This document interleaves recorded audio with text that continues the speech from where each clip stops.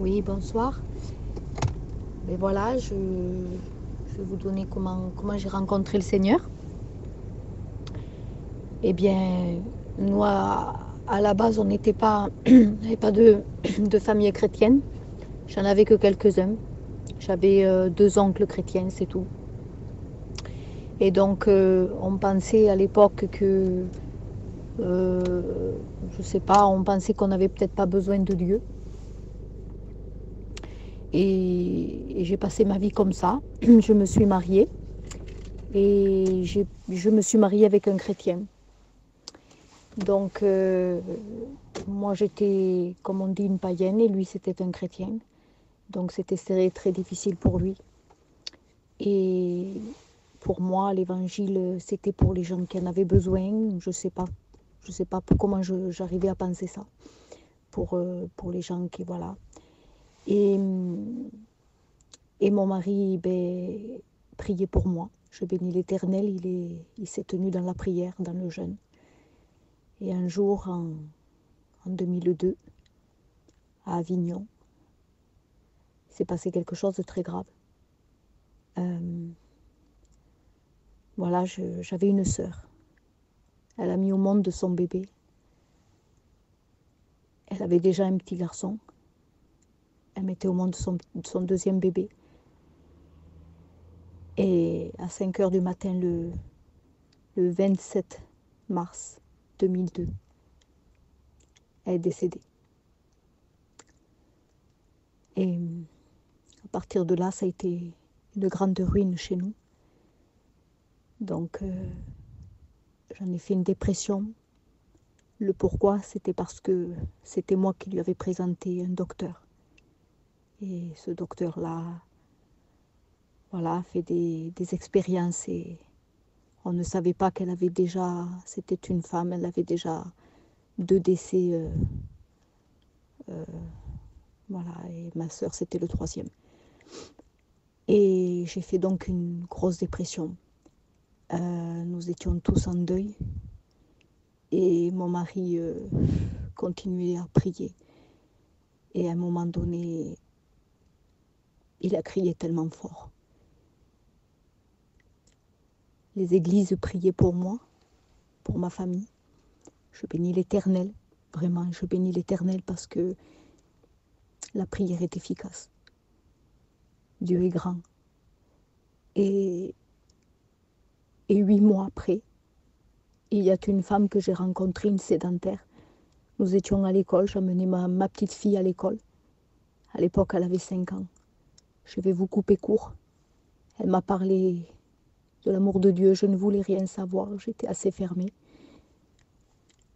Je faisais une telle dépression que j'ai fait 7 heures d'examen à la Timone. Je maigrissais à vue d'œil.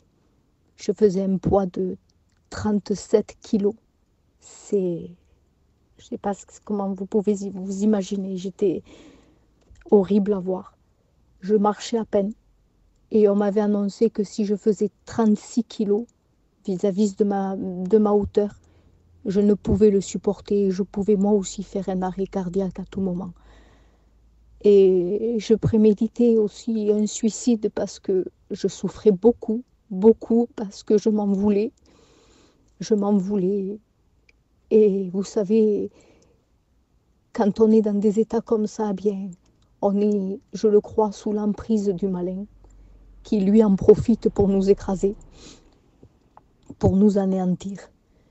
Et, et je reviens aux chrétiens qui, eux, persévéraient dans la prière pour nous, et surtout pour moi, parce que je périssais de jour en jour. Et devant cette école, j'ai rencontré une sédentaire. C'est surtout elle qui m'a rencontrée. Je ne vais pas tout vous expliquer, mais ce que je peux dire, c'est que je mangeais très très peu. J'insiste à le dire parce que le jour où je l'ai rencontrée, je me suis fâchée. Je me suis fâchée avec elle. Je ne voulais pas qu'elle me parle de l'amour de Dieu. J'étais très rebelle, très en colère. Et je ne l'ai plus revue pendant 2 mois. 2 mois après, je périssais 2 fois plus. J'arrivais plus à marcher et mon mari me dit, viens, on va à pied pour prendre la petite à l'école. Et là, je vous le dis, Dieu fait ce qu'il veut. Il m'est rentré comme... Tu as été coupé, Céline reprend. Donc, comme je disais, j'étais en train de marcher, donc c'était 2 mois après qu'elle m'aille parlé de Dieu. Et 2 mois après, j'étais encore beaucoup plus maigre. Et donc, j'arrivais plus à marcher. J'étais vraiment, vraiment mal. Et mon mari me dit, bon, ben, viens, on va marcher à pied, prendre la petite à l'école. Et là, je bénis l'Éternel parce que je vous assure, je mangeais vraiment pas. Je mangeais vraiment pas. Et là, j'ai comme une notion de faim. J'ai envie d'un pain au chocolat. Ça paraît comme ça ridicule, mais c'est tellement grand. Mon mari est tellement content qu'il me dit, viens, on va à la boulangerie. Et à ce moment-là, devant la boulangerie, il y avait encore cette femme-là qui m'attendait et qui me dit d'un ton, vous glissez en enfer. Moi, je ne vous connais pas. Et elle me dit, je ne vous connais pas et j'ai pas de temps à perdre. Seulement moi, je suis obéissante devant l'Éternel. Je ne vous connais pas et votre visage me vient chaque jour. Je suis obligée de vous parler de l'amour de Christ. Il veut vous sauver. Elle me dit, si vous faites un pas envers lui, il en fera 1000 envers vous. Repentez-vous. Elle me dit, repentez-vous, mais elle ne s'aperçoit pas qu'à un moment donné, elle me dit, dans le ciel de gloire, eh bien, il est possible que vous revoyiez la personne que vous avez perdue, peut-être votre sœur, mais elle ne s'aperçoit pas qu'elle me dit ça, elle me le dit dans la foulée. Je sens quelque chose qui se passe dans mon cœur, non pas pour cette parole, mais c'est plus fort que ça. Je sens que je ne savais pas à l'époque que c'était le Saint-Esprit qui changeait mon cœur, je ne le savais pas. Et je sens qu'un oxygène vient en moi. Je sens qu'il se passe quelque chose, je ne comprenais pas quoi, et qu'une voix me... Je suis pas quelqu'un qui entend des voix. Je suis assez terre à terre. J'étais vraiment...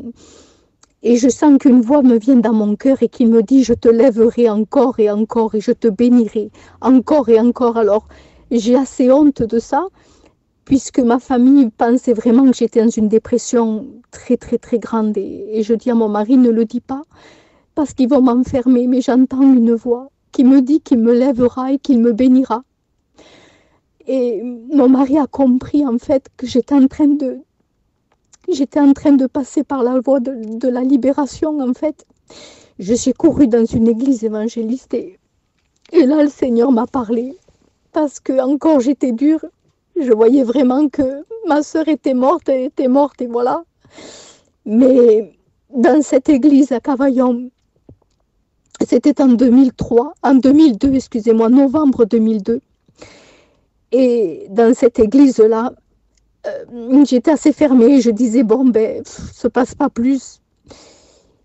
Mais le Seigneur m'a encore parlé dans sa grâce et c'est la seule fois que je l'ai entendu.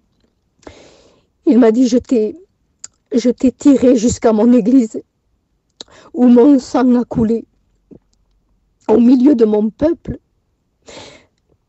Et j'ai senti tout son amour, je me suis dit, mais comment tu peux m'aimer ? Mais comment ce Dieu peut m'aimer ? Je ne saurais pas aimer, je ne me saurais pas donner une chance. Il m'a donné une chance, il m'a aimé. Et j'ai senti cette croix, il est mort pour moi, mais comment c'était possible ? J'arrivais pas à le réaliser. Et à partir de ce jour-là, j'ai donné ma vie à ce merveilleux Dieu qui a tout donné, qui a tout fait, tout déplacé pour une personne comme moi.